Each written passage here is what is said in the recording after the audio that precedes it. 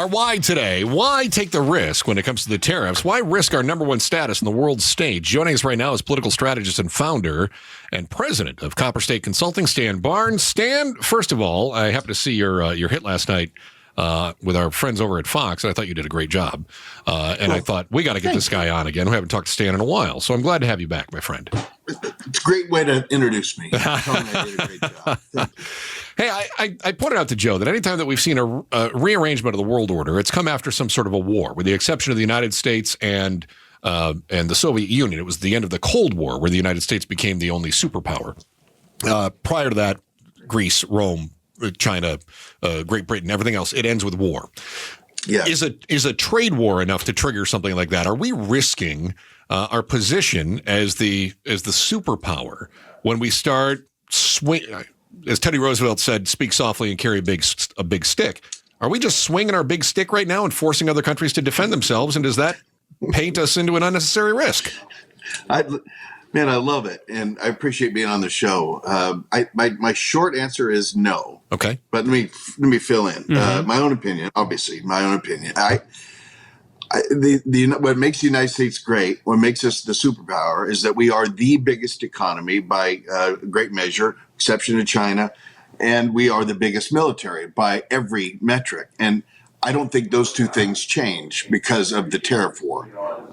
The economics are going to change. Consumers are going to feel different. It's going to be a lot of things. But the U.S. is the U.S. because we have property rights, the rule of law, and an ambition in our people. And we are not Europe.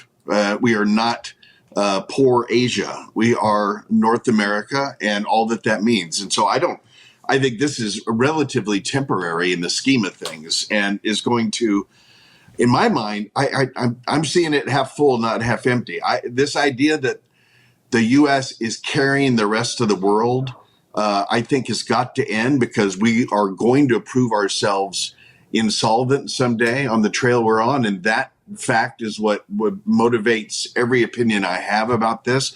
And I by now, the post-World War II order all the way to today, yeah, that's basically what we've been doing. But I don't see the need going forward. Some variation of the U.S. funds everything to keep the peace has got to make sense, because with the $30+ trillion position we are in the negative, one day that is really what's going to collapse us, and that's what I think Americans should fear most. I don't disagree with you. Stan Barnes is a political strategist and founder and president of Copper State Consulting. Let's follow up on that, though. When you talk about that debt that we have, $30+ trillion, there is no way to balance it. But as much as we want to cut, there is no way to start reducing that without making cuts to the biggest expenses we have, the military and our social safety net, Social Security, Medicare, Medicaid. I mean, is there going to be pain one way or another? I think there's going to be pain, but I don't think it's going to be like a cliff. If we, as they say, bend the curve, we're going to get ahead of the calamity. We're not going to resolve this inside of 5 years or even 10 years, but we have to be on a slope that is theoretically resolving. That's just that alone, instead of the slope we're on, which is theoretical bankruptcy. We got to go the other way. It doesn't mean we have to chop everybody's legs off. There's going to be demographic changes underneath us that are going to make a lot of this a different argument. And as Trump said, last month, he's got a goal to take all the military spending in the world down by about 50%. Now, I know that's phantasmagorical, but what if we did not have to spend that much on military? What if the premise of which you're basing it on is going to shift underneath us? I think it's possible. I really do. Talking with Stan Barnes, the founder and president of Copper State Consulting. And Stan, you mentioned the word pain, and you said you do think there's going to be some. Stare into your crystal ball. What does that pain look like for Republicans, for Democrats, for all of us?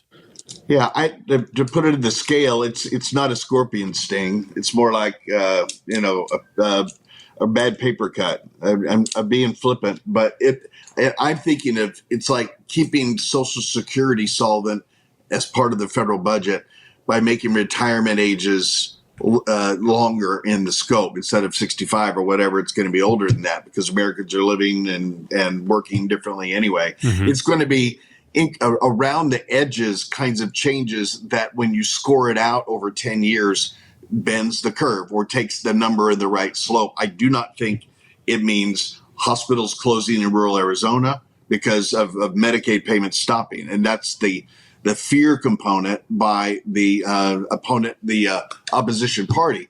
Fear is a great motivator. And in politics, I'd rather have fear on my side than the facts. Absolutely. But in this case, there has to be an adult in the room. And you can hate Trump. And many people, they do.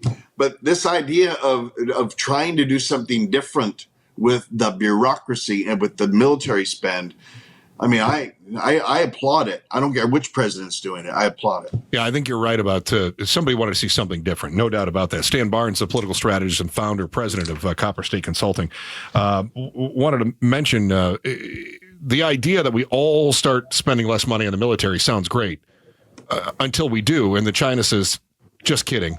So now all of a sudden, are we willing to let China continue to outspend us on military? The United States has never been willing to let anybody else outspend, not since World War II anyway.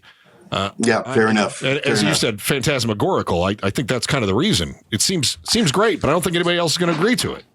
Yeah, let me challenge that by saying, sure, China has its own problems that are as big or bigger than ours. Yeah, their demographics are shrinking that country, and they don't have any in migration, and so depending on what book you read. You can find China in a very bad place 10 years from now with no money to do that. It's funny you say that because now we're running into the same thing here where we have a dwindling population as well. We're not producing as quickly as we used to be, certainly not 2.1 kids per household. And then the flip side is we're trying to reduce the amount of incoming migration into the United States. So don't get us off track. It's almost like the stuff you're saying with can you believe what's happening to China? Let's do that. That's a little odd. Yeah. That's a fair statement, I guess. I think the main premise here is that things are not stagnant in the world. That the equation of which we're trying to figure out the solution, the variables in that equation are evolving all the time, totally including true. Things like China. Absolutely true.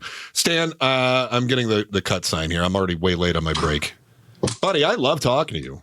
I'm so glad you joined us. Call me anytime. I love it. We certainly will. We will definitely hit you up again here because we have a lot more questions that we'd love to dive into down the road. You're one of my favorite guests. Cool, man. I like this format, too, with the computer video and everything. It's really absolutely cool. If people are not on KTAR.com, they get to see Stan's pretty face. So we're very excited about that. Thanks, Stan. Appreciate it. Stan Barnes, political strategist, founder of the president, Copper State Consulting.